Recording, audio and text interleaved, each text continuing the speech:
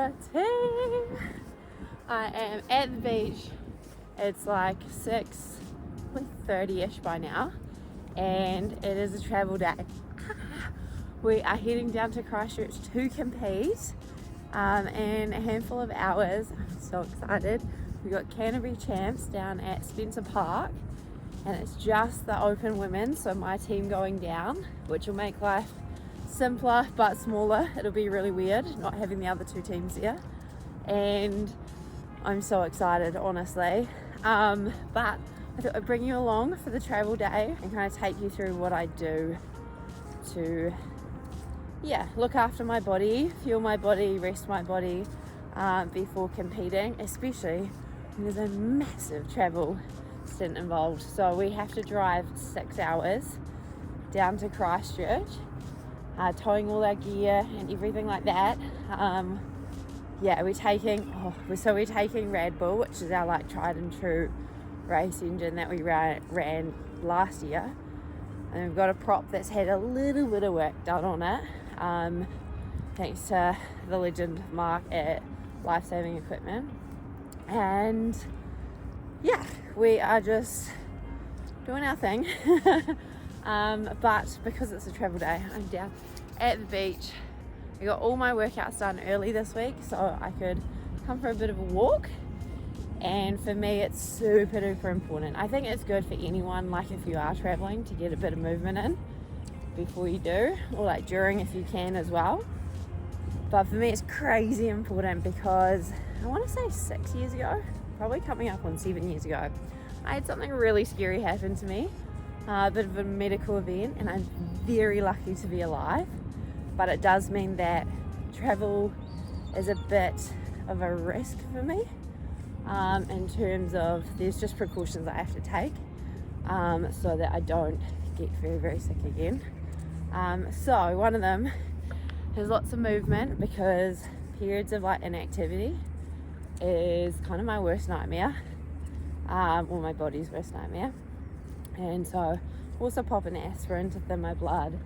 I drink lots of water on travel days. I need to pee a little bit, but I'm normally pretty good. I'm not as bad as some of the other girls, especially we're on like 6 hours in a car together. But so I thought I'd come down, bit of grounding in my bare feet, watch the sunrise. Not that there's much of one. I actually have to head to work before it really pops, but it's gonna be such a good day. I'm so excited. It's always nice to come down to the beach and like go for a bit of a walk before a big travel day. And I've got to head to work now. I've got a couple of clients, just a mini client block. Go home, finish packing. It's pretty much all done. I just have to throw it in my bag and then we go. So I thought I'd bring you along, and I'm so excited.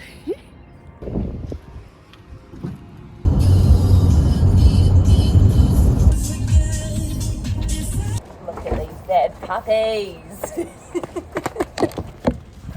The things we do to not get blood clots, hey? Oh yeah. Everyone got snacks? Yeah. Sick. Everyone doing okay? What is that? I've already had freaking lunch, so we're just gonna snack on all the berries.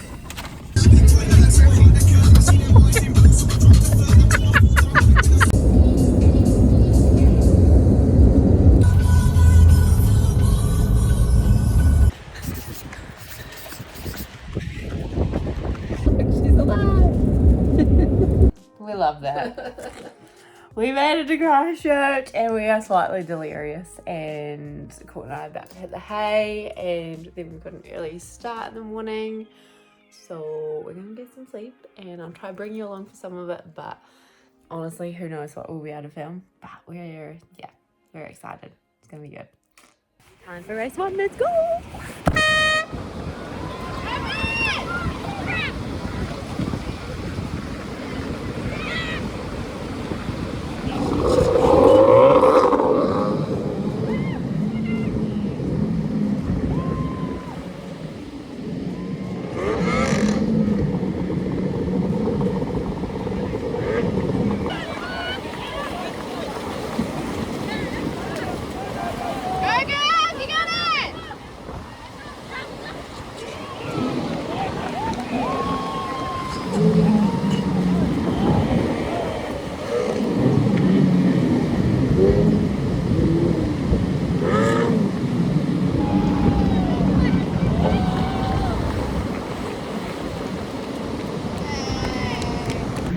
Who's out for race 2?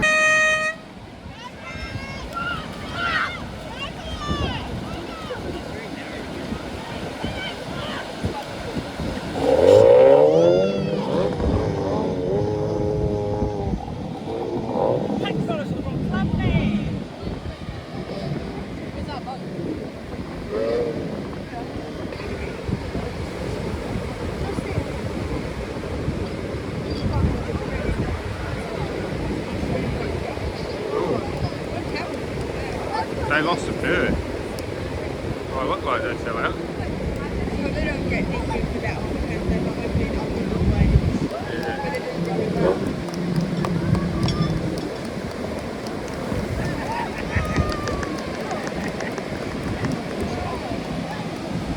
Well, that happened. Time for race 3.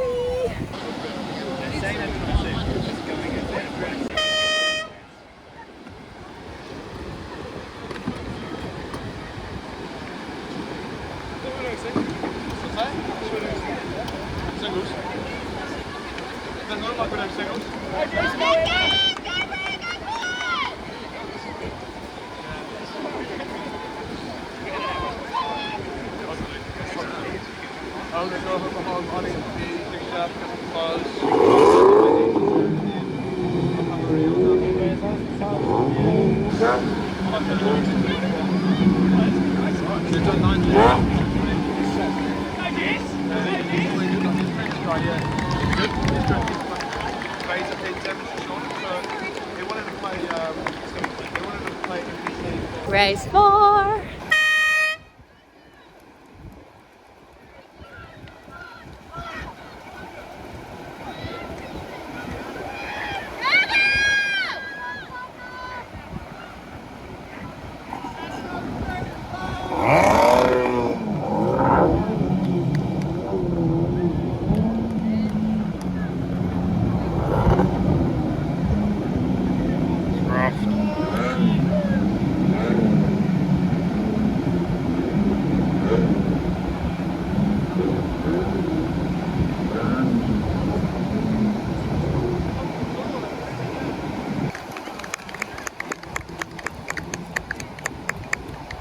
It's the team's race to wrap up the day. I'm pumped.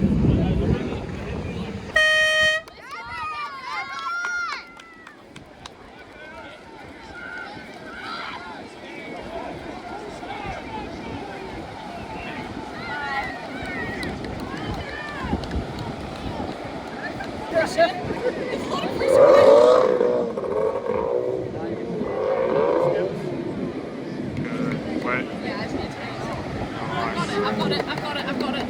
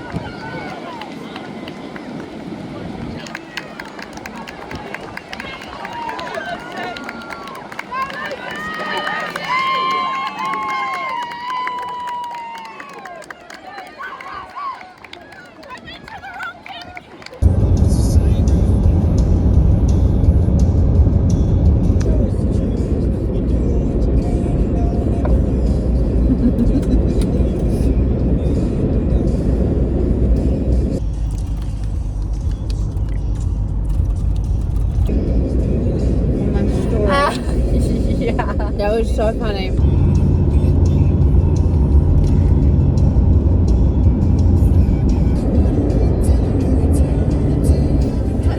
You got it. 1 foot, yes. I like the too long.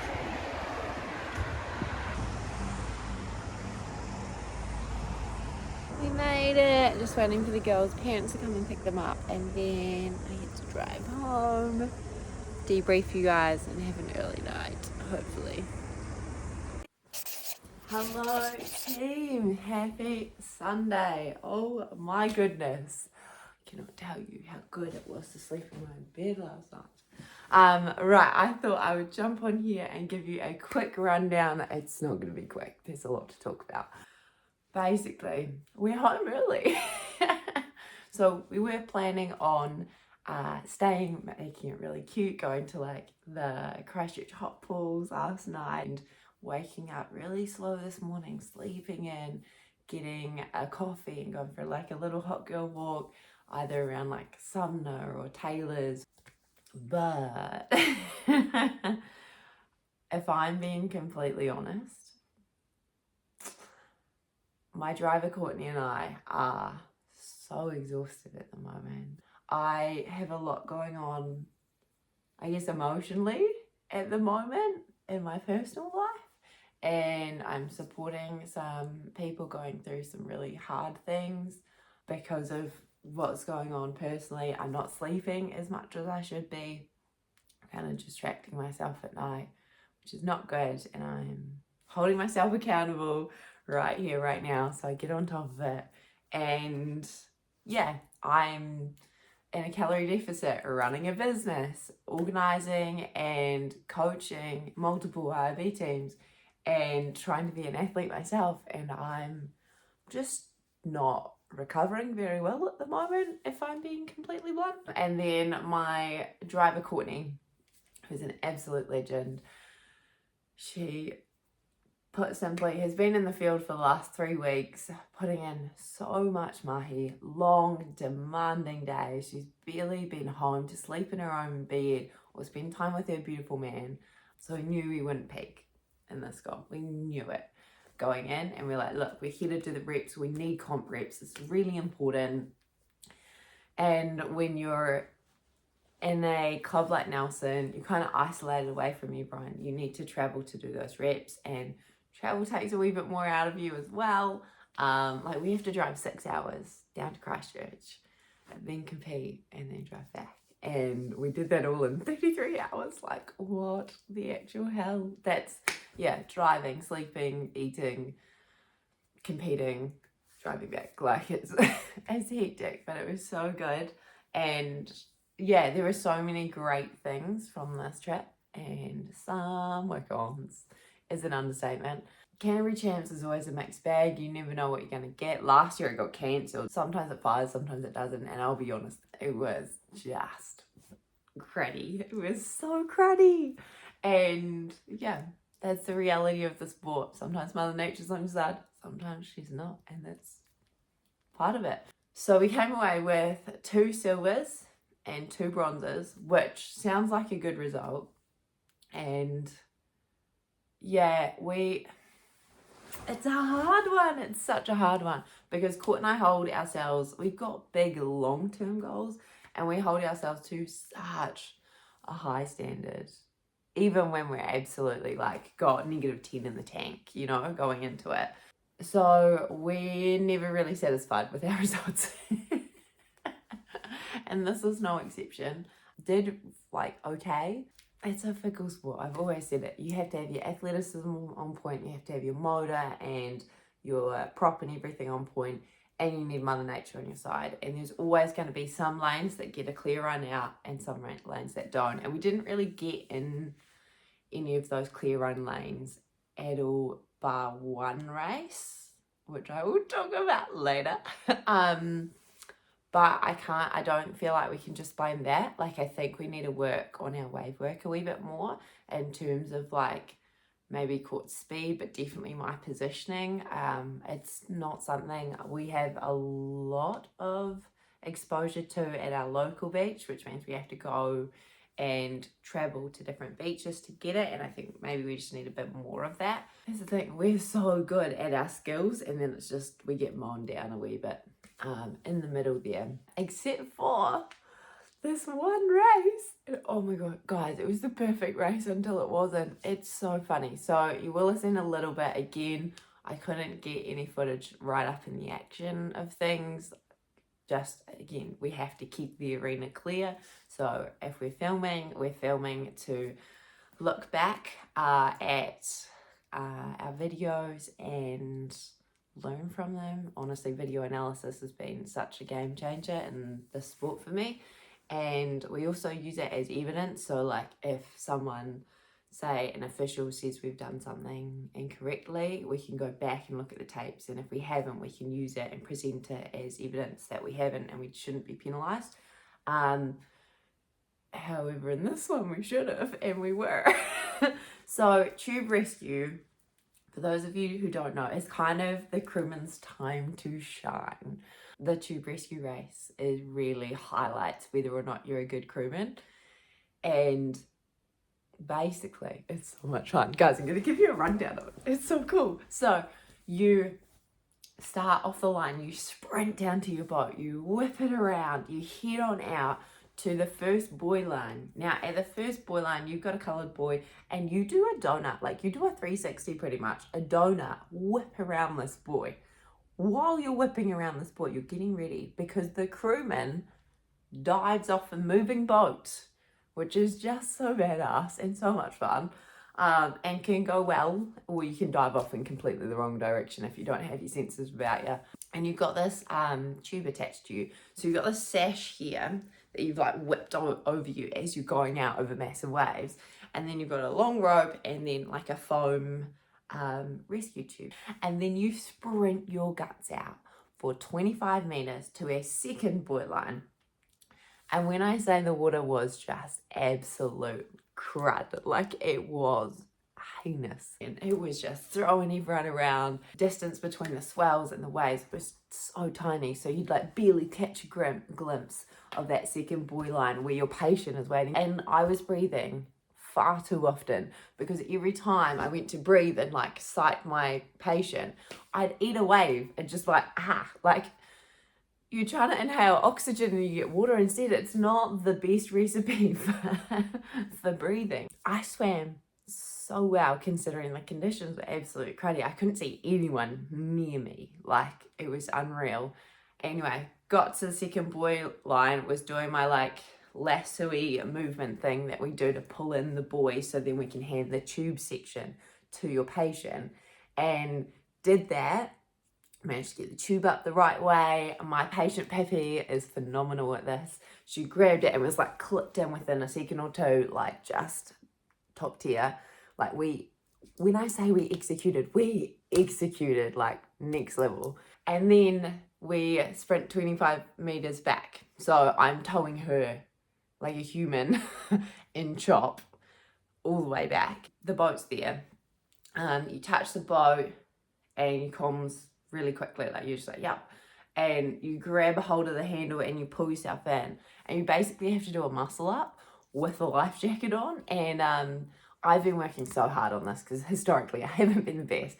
And I executed, I did so good. And I was just like in the boat, pulled my patient in. We whipped around the buoy and then we were heading back. We went over some massive waves. We were like, hold on. We were on such a high. We're like, yeah. And then we weren't. So we were dominating. And when I say dominating, I mean no one was anywhere near us. And then we hit something. We think more likely than not, it was just a bit of rogue water.